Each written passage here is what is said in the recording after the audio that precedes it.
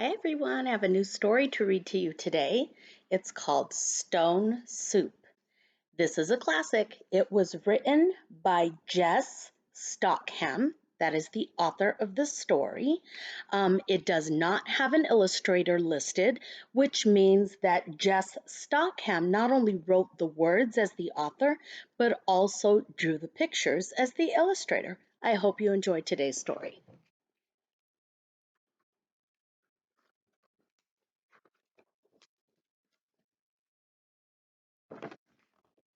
One cold winter's day, many years ago, a band of weary wanderers arrived in a small village on the edge of a large wood. They had been journeying for many days, and they were hungry and tired. At last, said their leader, a large friendly dog, warm fires, friendly faces, and a nice hot supper. Does anybody know what supper is? Dinner. We call it dinner, and in the story they call it supper. Yes, said another dog. I'd give anything for a bowl of carrot soup right now, or a big hearty stew, said the leader, with potato or pasta or rice.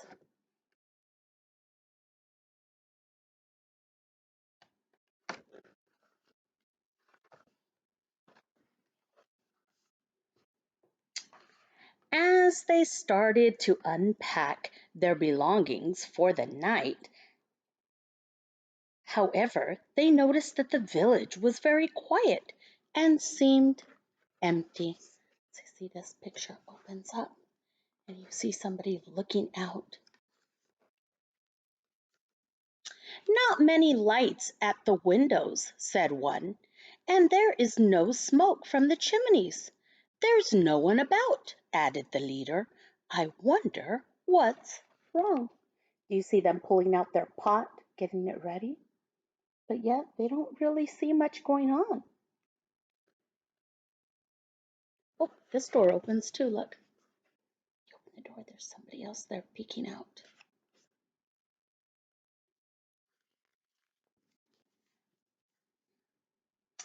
They started to put up their tent. Before long, the door of one of the cottages opened, and an old villager came out. It's best you move on, he said. It's been a long, hard winter, and we have no food left. We cannot feed you tonight. We cannot even feed ourselves. So that's what he said. They don't even have enough food to feed themselves. One by one the other villagers came out of their houses. "We are poor," one said, "and hungry," joined in another. "We cannot offer you food. Be on your way." So there's more people from the village, and they're saying they just don't have any extra food to give away.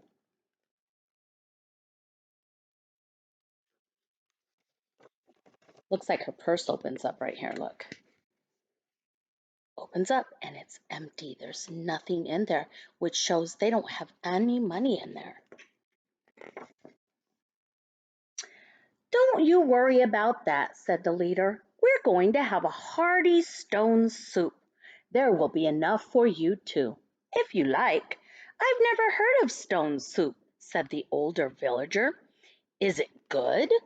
Have you ever heard of stone soup? What is a stone, do you know? Let's think about that. What do you think a stone is? A rock, yes. A stone is a rock. So he's gonna make soup out of a rock. Do you think that's gonna work? Let's find out.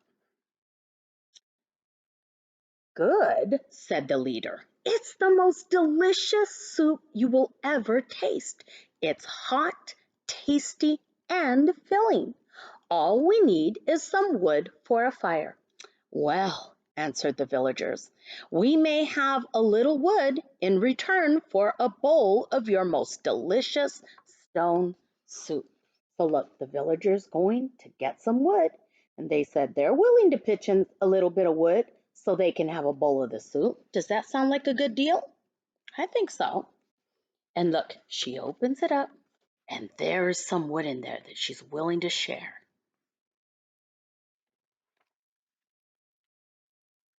Before long, the wanderers had built a roaring fire from the wood the villagers had found for them. They put a large cooking pot on it, filled with water, and soon it was boiling busily. The villagers came out to stand around the fire and held out their hands. "It's good to be warm," they said. "What a good idea to put all our wood together." The leader reached into the cart and pulled out a bundle. He unwrapped it carefully and revealed a large stone. Again, that's a big rock. "Is that it?" the older villager asked. "It looks just like an ordinary stone.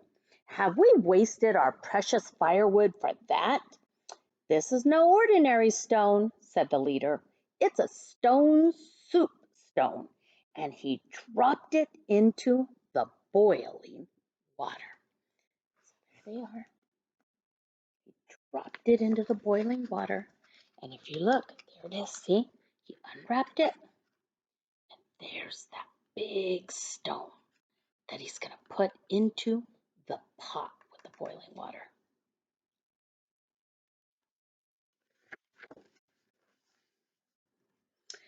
The cook dipped in a spoon and tasted the liquid. "Is it good?" the villagers asked him eagerly. "Not bad," he said, "but it needs a little salt." He turned to the leader. "Do we have any salt?" The leader shook his head. "I don't think so." "It's no good without salt," said the cook. "I'll have to tip it away." "Wait a minute," said one of the villagers. "Let me see. I might be able to find a little salt if that is what it needs." And look, this is the villager right here. And he ran home to go get some salt to put into that pot. Do you think that's going to make it taste better? Yeah, I think so. When I add a little bit of salt to my soup, it tastes much better. The cook tipped in the salt and tasted the soup. Much better. If only we had some parsley. "Wait," called out one of the villagers. "I think I may know where a little bunch is of parsley is. I'd forgotten all about it until now." And off he went to the cottage to fetch it. To the cottage to go fetch a little bunch of parsley. Parsley is like a type of an herb seasoning. "I don't suppose anyone has any carrots, have they?" asked the cook. "It's very good with carrots." "Yes," a small voice called out. "My father has got some carrots hidden in the loft." "Does he have some pepper too?" asked the cook. "If he hasn't, I have," cried another. "I'll go get it." So now we've got more people from the village. Let me see. This one opens up right here. And there's the carrots hidden right there. And look, they're adding the salt to the soup right there, the seasoning. Yum. Before long, all the villagers had remembered bits of food and seasoning to go in the soup. Only the older villager had refused to give anything to the meal, saying he had no food in his house at all. Everyone stood around the cooking pot and breathed in deeply. The soup smelled so good, so they're just really enjoying the way it smells. "Is it ready?" asked a small voice. "We are so hungry." The cook dipped in his spoon and sipped the broth. "No," he said, shaking his head. "What it really needs now is an onion." Everyone stared at their feet and shuffled uneasily. Then one by one they all turned to look at the old villager. He turned red and muttered, "All right, all right. I might just have an onion in my house. Just one, mind." And off he shuffled. There he is carrying the carrots And over here, oh, he's got some peas to add in there. In his hat, let me see what he's got. He's got the pepper in his hat. And, oh, that was it. Those are all the different things. So they're all bringing something in and they're all pitching in.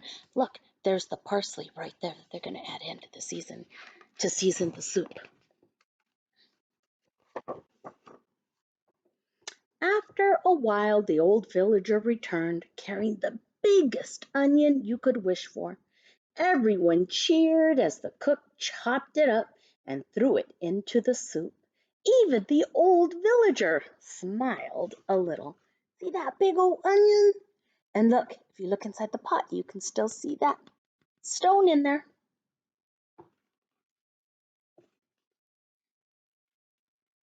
If I open it up right here, let me see. See? He's chopping up the onion and putting it into the pot.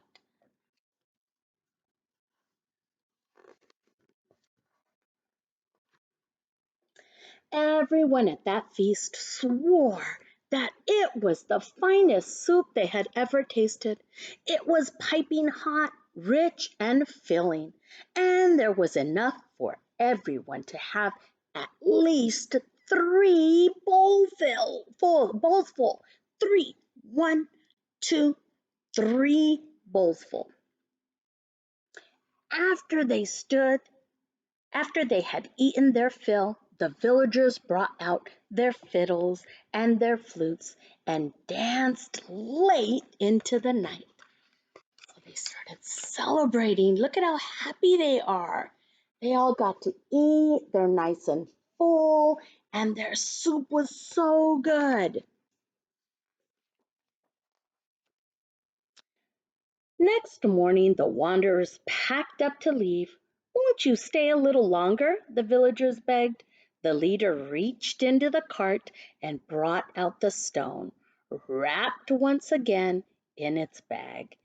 "This is for you," he said, "but it will only work if you all cook together, and if everyone brings something to the feast." The villagers thanked him warmly and sat down to plan their next supper. And look, here it is, all wrapped up. Let's see if it'll let me open it. There we go. See? All wrapped up. And then he gave it to them as a present. Now, how did he say? It's only going to work if who helps? Everybody. Everyone has to pitch in order for that stone to work and make some really good stone soup. The wanderers finished their packing and set off towards the next village. Once they were out of sight, the dog bent down and picked up a large stone at the edge of the path. Just in case, he thought to himself. And look, there are they all in there. What do you think he meant when he picked it up and said, just in case? So do you think the other stone, the one that they gave to the villagers, was just a regular stone that they picked up off the side of the road? Do you think that maybe that stone really didn't have any magic in it? Do you think what made the magic and what made that soup so special is that everyone in the village got to pitch in and help so that there was enough for everyone? I think that may be what happened, and that's why he's just picking up any old other stone in case they happen to come across another village. If the people at that village are hungry too, he might just have to make another pot of stone soup to share with everyone. The end. I really hope you liked today's story. It was called Stone Soup, written by Jess Stockham. Have a great day.